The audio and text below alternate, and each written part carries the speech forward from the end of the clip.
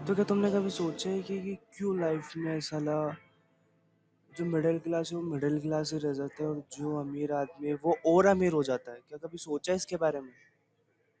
और चलो सोचा है तो कहीं ना कहीं तुम्हें अपने फ्यूचर की टेंशन है, मुझे देख के लग रहा है ऐसा तुम्हारे को। बट देखो, कभी तुमने डीपली सोचा है जो गरीब है, जो कच्ची बस्ती में रहता है, वो साला वहीं पे ही रह जाता है जिंदगी भर, और उसकी आने वाली पीढ़ी भी वहीं पे रहती है। और जो अमीर आदमी होता है ना, वो जहाँ पे है ना, उससे 15-20 गुना लेवल और ऊपर बढ़ जाता है। ऐसा क्यों? ऐसा क्यों कि जो मिडिल क्लास है वो साला गरीब ही मरता है, और जो रिच इंसान है, अमीर इंसान है, वो अमीर होके ही मरता है। और अमीर होके तो मरता है जो मरता है, पीछे वालों के लिए इतना पैसा छोड़ के चल जाता है कि आने वाली 8 9 10 पीढ़ियां आराम से बैठ के खा सके। तो कभी तुमने सोचा है कि ऐसा क्यों होता है? और सोचा है तो बहुत अच्छी बात है, क्योंकि इनके पीछे है ना एक बहुत बड़ा मैट्रिक्स है, और बहुत इजी तरीके हैं इन सब चीज़ों से बाहर निकलने के। बहुत इजी, इतने इजी तरीके हैं कि तुम सोच भी नहीं सकते। बट जो नॉर्मल लोग होते हैं ना, जो डेली यूज में साला जो 9 to 5 जॉब करते हैं ना, उनको कभी ये बातें पल्ले पड़ेगी ही नहीं। साला तुम एक चाय की जो रेडी लगाता है ना, उससे जाके सीख सकते हो ये चीजें। मेरे लिए जो चाय की थड़ी रेडी लगाता है ना भाई, वो भी अमीर है मेरे मेरे नजरिए में। तो अगर आपको और ऐसा कंटेंट देखना हो तो मुझे सब्सक्राइब कर लीजिएगा। Thank you for. और तुम्हें बताऊं, इन सब से बाहर इस जो ट्रैप के अंदर फंसे हुए हैं हम लोग अभी, इस एक जेल होती है ना, उस जेल में है हम लोग अभी। बट इस चीज से अपन बहुत जल्दी बाहर निकल सकते हैं अगर इसकी मैट्रिक्स समझ ली जाए तो। एक तरीके से हर चीज के पीछे देखो साइकोलॉजी होती है। इसीलिए अमीर इंसान हमेशा अमीर रहता है और गरीब इंसान हमेशा गरीब इसीलिए रहता है, या फिर जो गरीब इंसान होता है वो गरीब इसलिए रहता है, और अमीर इंसान और अमीर इसीलिए बन जाता है क्योंकि आपका माइंड सेट ही ऐसा है भाई। अगर तुम्हारा माइंड सेट ही फुद्दू लोगों के बीच में अगर तुम बैठोगे तो वैसे ही माइंड सेट होएगा। अमीरों के जो बच्चे होते हैं ना, मेरी नज़र में है ना, अमीर और गरीब पैसे के जिनके पास पैसे का वो कागज का टुकड़ा है ना, वो है ही नहीं मेरी नज़र में। मैंने अभी थोड़ी देर पहले बोला ना, मेरे लिए वो इंसान भी अमीर है जो चाय की थड़ी खोल के बैठा है और दिन का 5 से 6 हज़ार रुपये बना रहा है, क्योंकि वो अपना बिजनेस लेके बैठा है। या फिर जिसकी हॉट डॉग की शॉप है, या फिर जिसकी गोलगप्पे की शॉप है, भाई वो 10 से 15 हज़ार रुपये दिन के बना के निकल रहा है।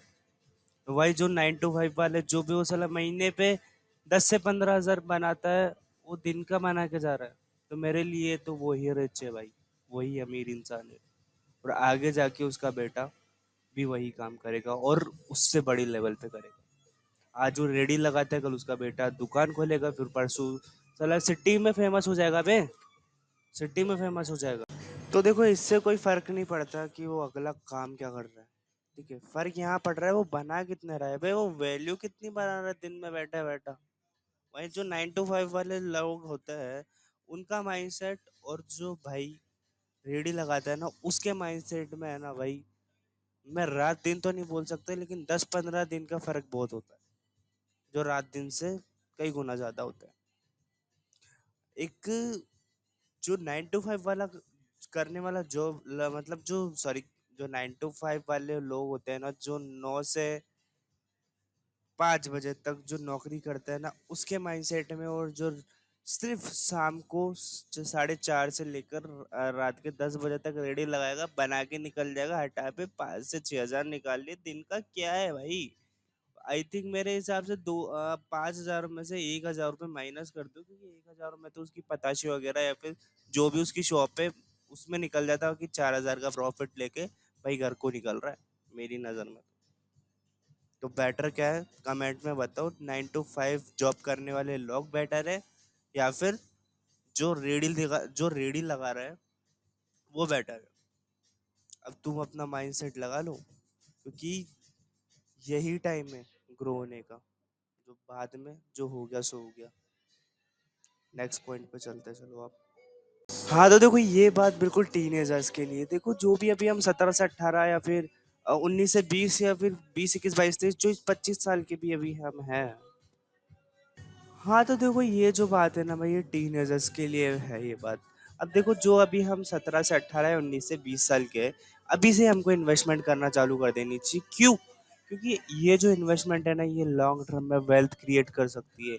अगर सॉरी करती है। लॉन्ग टर्म में अगर आज आप इन्वेस्ट करते हो ना, तो 10 साल के बाद आपको जो मर्सिडीज BMW Z40 या फिर बाइक कोई भी, या फिर आपको 15-20 करोड़ का घर भी खरीदना है, तो आप वेल्थ जनरेट करो सबसे पहले, क्योंकि वेल्थ से ही आपका जो भी ड्रीम है वो बन सकते हैं। हाँ, माना कि ट्रेडिंग में ऐसा है, ट्रेडिंग जो लोग करते हैं अच्छी बात है, लेकिन ट्रेडिंग में इतनी वेल्थ नहीं बनती।